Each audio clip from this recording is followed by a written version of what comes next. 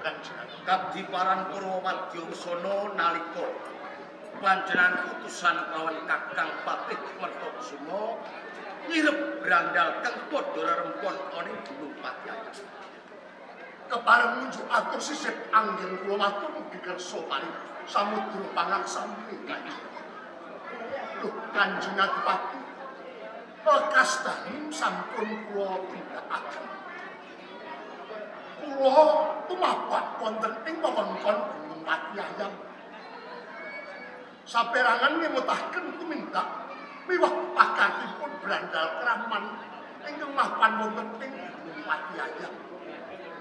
Prajurit saking Kadipaten Pati sawetawis kula nduraken sungguh kalian sabda pangandika jenengan ngawontenaken Giri Patembaya bener dumateng sinten kemawon ingkang saged ngripih sarta nelokaken brandal ingkang mapan wonten ing badhe panjenengan paringi ganjaran kuat. Kula kepanggih kalian Kakang Penewu Rangga Puspaka wonten ing Kapenewu. Sabanjure kula matur lajeng piyambakipun nggih Kakang Penewu Rangga Puspaka nyagahi badhe mberak reretu wonten ing Gunung Patyayam. Syukur bagian kaya ngono muga wae Rangga Puspaka bisa ngrampungi gawe lan bisa nentremake Kadipaten Pati.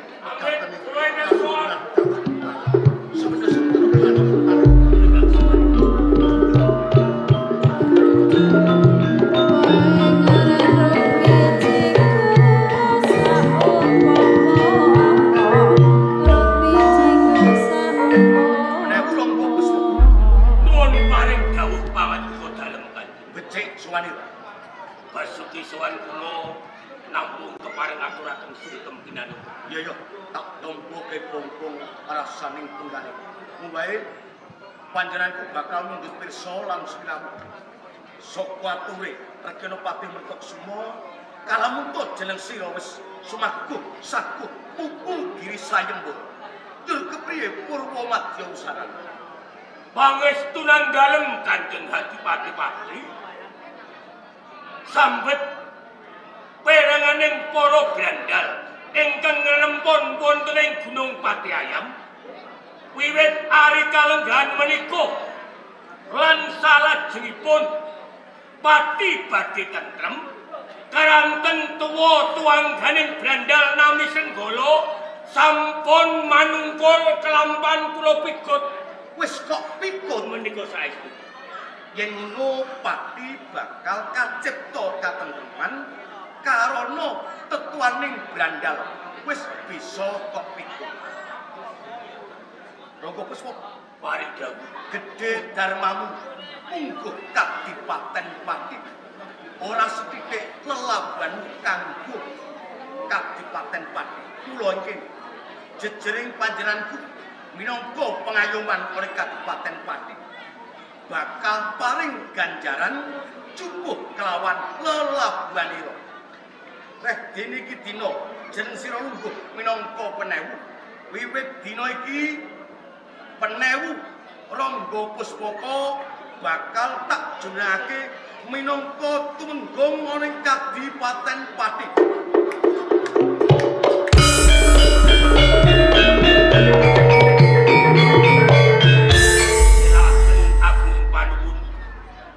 Palenggan pangkat tumenggung boten mujudaken satunggaling kanugrahan nanging mujudaken jijiban ingkang awrat menggaing kawula kanjeng. Luhur tempen bubutenmu upama ning Kadipaten Pati ki ana manungsa loro cacahe kaya dene pakatimu mesti bakal mimbuhi tentrem lan santosaning Kadipaten Pati. Ora mung kuwi tumenggung Rangga Puspaka isih ana ganjaran kang bakal tak paringake kelawan jeneng sira awit saka bombong lan senenging rasaning atiku cukup kelawan lelabuhanmu bisa nentremake Kadipaten Pati.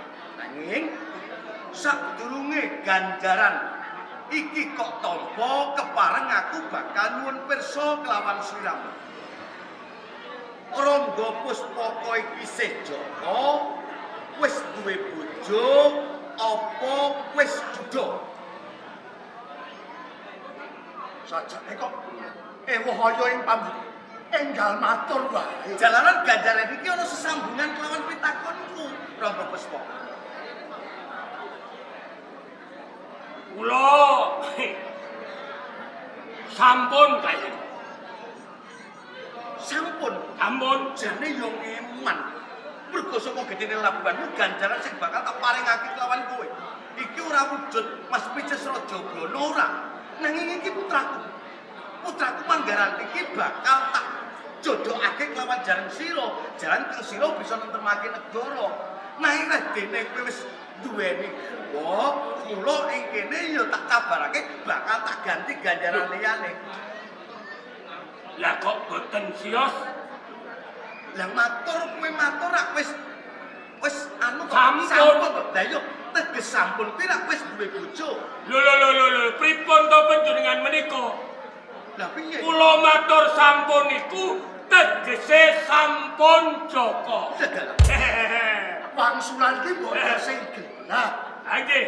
Didangu kowe iki isih Joko apa wis duwe bojo kok sampun Wang. Lah kowe yo ngewo-ewo kuwi. Wah, jawabanmu bingung ke atiku. Yen to kowe sih Joko iki rak tak sih Joko. Yen to sampun iki mestine sampun mengko wanita minangka garwa. Mila bingung anggen kula wangsulan wonten ngarsa dalem. Jalaran kula ngrumaosi Joko nanging Joko tuwa. Yo ora apa-apa. Senajan to Joko tuwa, ning nyatane saiki duwe kalungguhan tumenggo ana ing Kadipaten Pati. Lho niki. Oh yen kaya ngono, sineksenan Prabote negara uga sentananing negara wiwit dina iki Rangga Puspaka tak jodohake kelawan putraku Manggaranti.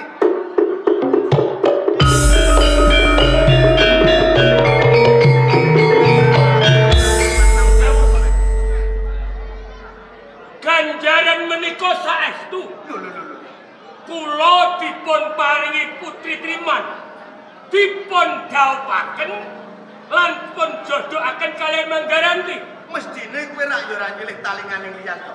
Aku iki jejering pengayuman. Sak kecap apa sing dadi pangandikaku, kowe ora bakal mawola-wali. Pindha wong Kresna kang tumetes ing Gancang Seta. Aku golek seni. Dados menika boten gojek. Ora gojek. Nanging saestu ngaten. Iki tenan. Aduh pangapunten saestu Kanjeng pangapunten. Lho. Nyuwun pangapunten saestu. Yen kaya ngono kowe nampik. Yen ngono kowe nampik lawan putraku. Menawi saestu kula badhe dipun dhawuhaken kalian ingkang putra Sangayu Manggaranti. Aduh pangapunten kula purun Kanjeng. Gawe kaget. Kuwi kadang dalan. Nggih saking bungae atiku. Nuwun sewu. Tak kira ora gelem napa lha wong ayune kaya ngene. Nggih, sinten tiyang? Mula ngene. Ha nggih. Rangga Pranata, Rangga Puspaka. Balik dawuh. Yen sira tak keparengake ora ketang ngomong sedhela, gladiwano kelawan garwamu si Manggaranti. Isin kula. Enten tiyang kathah isin. Ora apa-apa. Iki ora sadengah. Ora saisen. Ora sadengah kau. Wis tak keparengake. Mayangan. Badhe kados pundi bakal nggih dados Lho, boten. kepenak. Ngoten. Karpo kaya kiye mesti bakal kepenak kok Nggih, iki karo. matur nuwun, amit. Pun sewu bejo nggih. Bejo Matur mayangan. nuwun lantaran sampeyan kula dadi tumenggung nampi putri Trimanayu. Kadang dalem kanjenge Pak.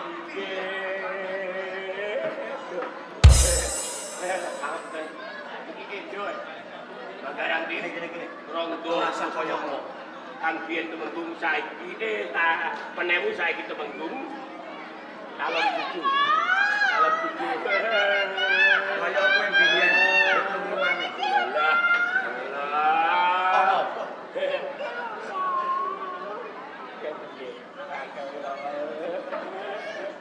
nom-noman. Aduh. Wes mongko iki ya ngono. Lho sing kok gayah kok malah aku iki piye karepku? Kok dingerti sapa? Sampun. Oh, iya. Ngene. Rangga Pusaka. Reh dene iki dina Manggaranti wis tak jogokake kelawan Jenesira. Ala apik bodho lan pinter Manggaranti gumantung marang sira. Upama iki dina arep kok boyong ana ing dalem katenan nyumanggake kelawan legase anak mantuku Rangga Puspaka. Namung saderengipun kepareng kula badhe matur. Sang Ayu Manggaranti tetep badhe kaboyong wonten ing dalem katemenggungan. Namung boten saged dinten sakmenika. Lho lha sebabe apa? Kepareng kula badhe tata-tata langkung rumiyin jalaran kula sumelang. Menawi to sawanci-wanci Sang Ayu Manggaranti rawuh parandene kawontenan pidaleman menika bosah basih tertamtu adamel suwa penggalipun Sang Ayu Manggaranti. Iya bener to. Saking menika kepareng kula krumiyini lampah mangke gentos tapak mugi ana dalem kepareng utusan prajurit Santi nderekaken dumateng Manggaranti sawawi rawuh wonten ing dalem katemenggungan. Yen pancen panjenengan kaya ngono, mengko aku bakal utusan kawan para prajurit kang supaya nglalapake Manggaranti tumeka ning dalem katemenggungan. Menawi to ngaten kepareng kula nyuwun pamit nyuwun pamit. Iya. Kepareng pamit to.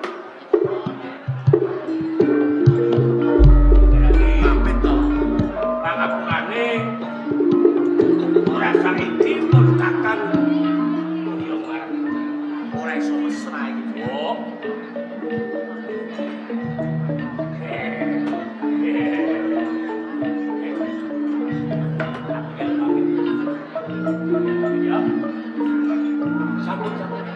Sampun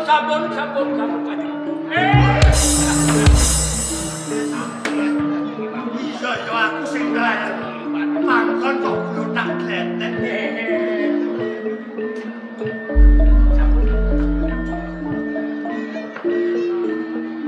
Kakak Pati terus Kanjeng tindak oke panjenengan sono. Parang tak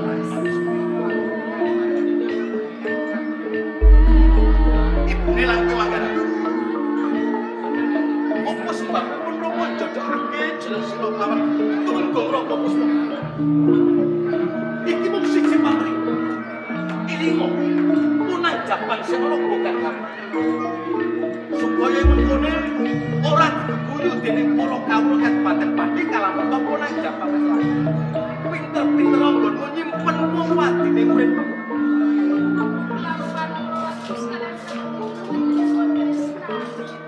Witing Tresna jalan saka kuri. Kulino sanding, kulino cedhak, kulino lelaki, ing mungkune bakal tuwuh rasa Tresna diingati. Ora kena bakal apa sing dadi dawuh Rama. Semana, banjir ukuran kawan iki.